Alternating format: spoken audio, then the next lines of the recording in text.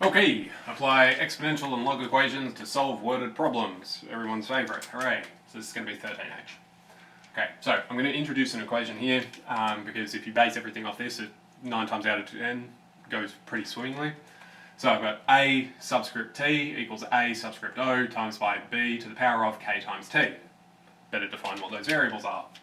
Okay, a sub t is the amount of things or stuff that you've got at some time t. A sub 0, unsurprisingly, is the amount of stuff or things that you've got at time 0. B, I'm going to call the growth base, which it'll become a bit more clear later, but this is basically what the population is doing or what the stuff is doing. K is going to be what I'm going to call the growth rate. So this is how quickly it is doing this growth base thing. So if K is positive, it means the thing's growing. If K is negative, it means the thing is decaying or getting smaller in number. So, bunch of scenarios. A colony of bacteria has 4,000 members at 1 p.m. and doubles every 5 minutes. When will the colony have 1 million members? Okay, so let's see what we can extract out of this. Colony of bacteria has 4,000 members at 1 p.m. Alright, I'll define 1 p.m. to be time 0. So A0 is now 4,000. 1, 2, 3, 4,000. Great, okay. Well, it doubles, okay, so that tells me that B is going to be 2 because that's what kind of growth it's undergoing, it's doubling. A sub t. I need it to reach 1 million members, so that's what it is at some time later. 1, 2, 3, 4, 5, 6. Okay, this is to the power of k, alright, and times that by 2, by t rather. Well, I want time to be a variable, but I need to solve how quickly this thing is doing whatever it's doing. So it's doing so every 5 minutes, but that actually means that this is 1 on 5. Now the reasoning for that. If I increase t, that will increase this thing by powers of 2. If it was just t, I'd get every 1 tick of t, I'd get another power of 2. But what I want is for it to wait for 5 minutes. So every 5 ticks of t, I need 2 to go up. So t divided by 5, every time t is a multiple of 5, this will go up by a power of 2. So that's why we've got that. Okay. Let's equal. Alright. Anyway, cool. Well, now we're just in the solving portion of it because we've got a whole lot of variables and we're just solving for t. We're solving for a time and we're solving for a when question, so that makes sense, that's good. So 1, 2, 3, 4, 5, 6, divide by that 4,000. 1, 2, 3 equals 2 to the power of power of 1/5, or I'm going to shorthand this a little bit. Pop the text up. Cool, so we've got that. Great, well, this is going to be what, 250 I think? Yep. So that's 250 equals, and I'll stop changing colours at this point because there's so few variables to keep track of. Cool, that's 5 by the way, let's make that a bit clearer. Not an S. Beautiful, okay, well now I've got an exponential and I'm trying to solve for a power, so I better invoke logs. So log base 2, 250 equals t on 5, multiply by 5, this gives me that. Beautiful, so we've got an exact answer. Now most of the time when you're doing application questions, it's going to give things in decimals, so we'd best type that in. So we've got log base 2 of 250, and we're multiplying that by 5, 39.8-ish. This is roughly 39.8 something. Okay, great. Are we done? No, because we've got a numerical answer, but we haven't interpreted it in terms of the question. Remember, what we had was 1 p.m. was time 0, and this was in units of minutes. Okay, so we've got time 0, so we've got this many minutes, so we've got the time is 1 p.m. and then this many minutes, so depending on where you wanted to round it, I'm going to round it to the nearest minute, so when we get to 1:40 in the afternoon, that's when we're actually going to have the population exceeding 1 million for the first time. Beautiful. Alright, next guy. A rock of uranium-238 is 100 grams in mass. The half-life of uranium is 4.5 billion years. When will there only be 20 grams of this stuff left? So if you don't know what half-life is, well, when you have half of the stuff left, it radioactively decays. So if it decays once, you've got half the stuff. If you go another half-life later, then it's decayed a half of a half, so you've got a quarter left. And then if you decay again, you're down to an eighth, decay again, you're down to a 16th, so on, so on, so on. So, let's try to do some modelling. There we go. Okay, first thing, we want how much is left at some time. Well, there's 20 grams left at the end of it. How much was there at the start? Okay, that was 100 grams of the stuff. These are in the same units, so that's good. Purple. Okay. Now, here I'm halving with a half-life. Now, I'm going to put in a 2 here because I don't want this to be a half. Oh, I should have made this greater than 1, sorry. Yeah, I should make that greater than 1 to make it a bit easier. Cool, I'm going to make this 2 and then say, okay, I want this thing to be halving, so I'm going to have a negative k. Beautiful. And multiply by sometime later, yes. Oh, okay, so that's what I've got. Okay, great. Well, I've got 2 unknowns and only 1 equation. That doesn't seem to help me. Maybe I have to do a little bit more thinking, and the reason we've got that is we've already been given the information over the half-life. Well, we didn't use that anywhere in here. How does that work? Well, we can use this k to immediately switch out and say, hang on, I want this thing to happen every 4.5 billion, so I'm going to write 4.5b,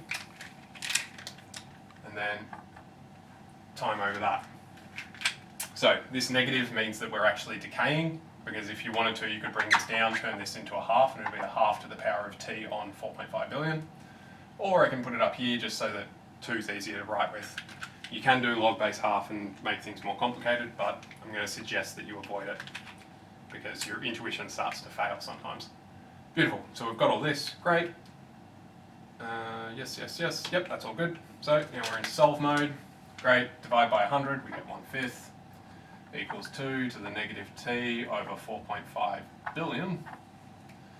So we've got log base 2 of 1/5 multiply by negative 4.5 billion will equal t. Great. Where's my calculator? There he is. So I've got log base 2 of 1/5 times by negative 4.5 billion, so 4500, and then 123, 123. I think that's good. There is every chance that I've stuffed that up, but that's okay, because we can do a reasonability check in a second. 104486776427. Comma. Yeah, that's good. All right. So, how do I know if that's even remotely close? Because unsurprisingly, I'm not expecting you to know what log base 2 of a 5th and then 4.5 billion years. This is way outside what we're expecting to be able to deal with manually. So we're going to have to do things rough. First thing, units, time, we were in years, so this is in years. Okay, is that even remotely reasonable?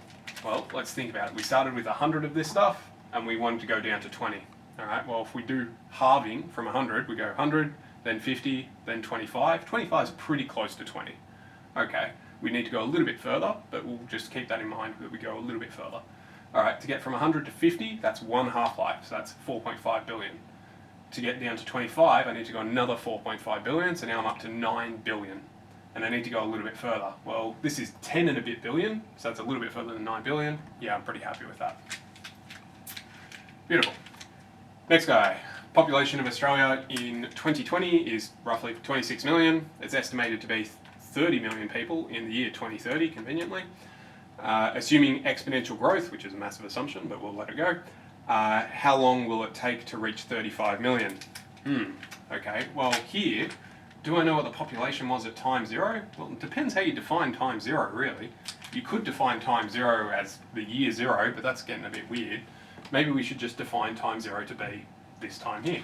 And you could just as easily define this to be time zero and this to be a negative time, but let's avoid the negative wherever we can. So I'm going to define time zero to be 2020. This is t equals 0. Cool, alright, what's the population at time zero? That's 26 million. 26M. Cool, green. Population at is 30 million,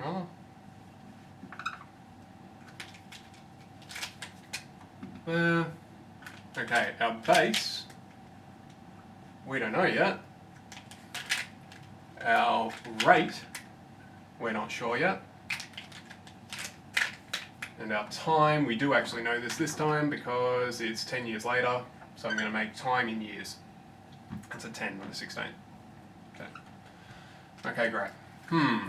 Well, it looks like I've got two unknowns here, so that's getting a bit weird. How can I fiddle around with that? Well, let's do some index law work. And we get...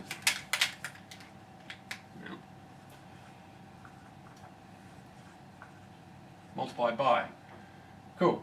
These two things, I've got a power multiplying by a power, so I could just as easily say b to the power of k to the power of 10. Okay, well, how does that help? Well, now I can just replace this entire term with the following. I'm going to call this g for just growth.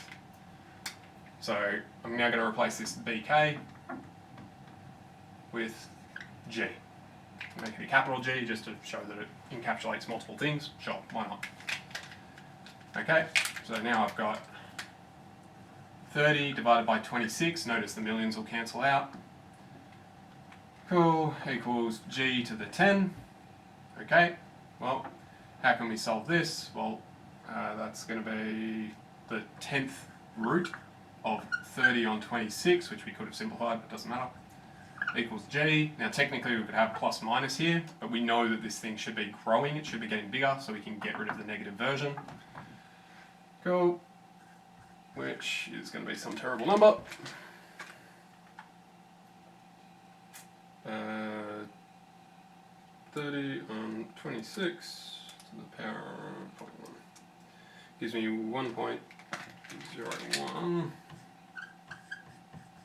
4. 1, 3.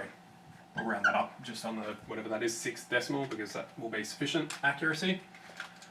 Cool, so I've got this. Alright, does that make sense? Well, a growth rate of 1.01 mean, or 1.014, so I'm growing at roughly 1.5% per, and we were talking about years.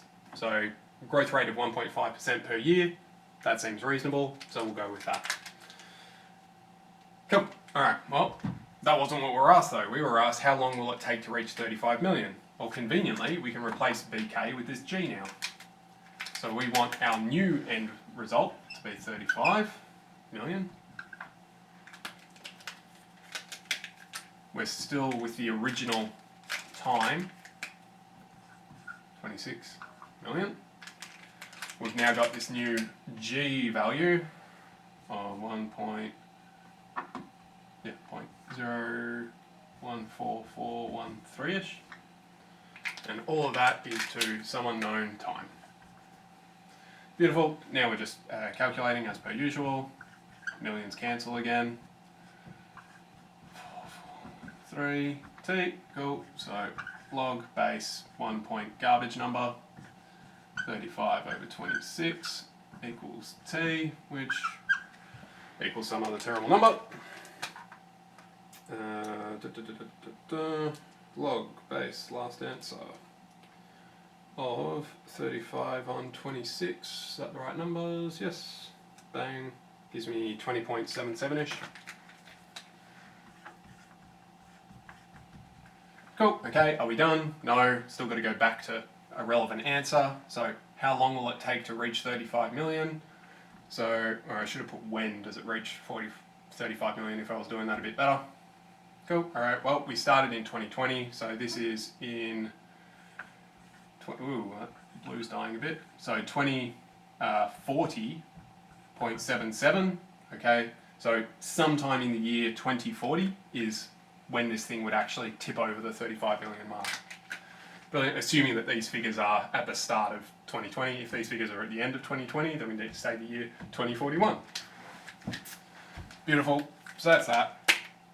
For the most part, this is not particularly difficult. You just read the question and read stuff out. So long as you've got that starting point, it almost always works out nicely. You just have to be a little bit careful. If you're halving, you should end up with a negative k, or alternately, you put the negative in there straight up at the front. The only other thing that can happen is it will define when time zero is and not give you values for it, in which case you have to do a bit of simultaneous equations, but it all ends up basically the same sort of thing. The most bizarre ones are where you get b and k are both unknown, so you just replace both of them with one variable, and that solves you a bit of trouble. Cool. Hope that helps. So that's 13H. If you get stuck at all, do email. Otherwise, cheerio.